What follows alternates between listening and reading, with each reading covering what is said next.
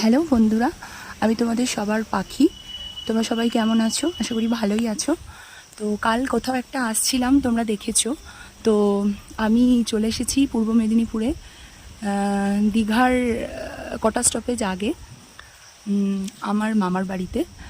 তো চলো দেখো, এই হলো আমার মামার বাড়ির চারপাশে। দেখছো কত ফুলের গাছ, কত গাছপালা, অনেক বাগান রয়েছে, অনেক ফুলের গাছ আছে।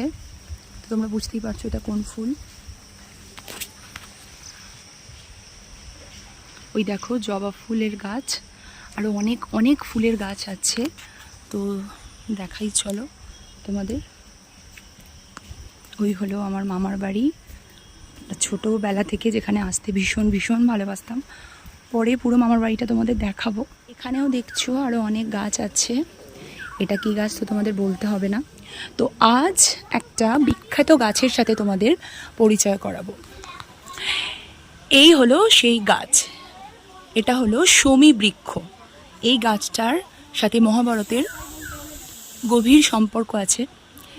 এই সেই বিখ্যাত গাছ, যে গাছে পাণ্ডবদের অজ্ঞাতবাসের সময় তৃতীয় পাণ্ডব অর্থাৎ অর্জুন এই গাছের মধ্যে সমস্ত অস্ত্র শস্ত্র তার লুকিয়ে রেখেছিলেন এই শমী বৃক্ষের মধ্যে। তো আমার মামা বাড়িতে এই গাছটা রয়েছে। এখানে দেখছো একটা ছোট্ট এখনও হয়েছে এইসবে, আর এই গাছটা হচ্ছে বড় গাছ। এটা খুব বিখ্যাত গাছ। এই গাছটা আমার মামা বাড়িতে রয়েছে, একদম আমার মামার বাড়ি ঘরের সামনে। এই দেখছো আমার মামার বাড়ি ঘর আর সামনে।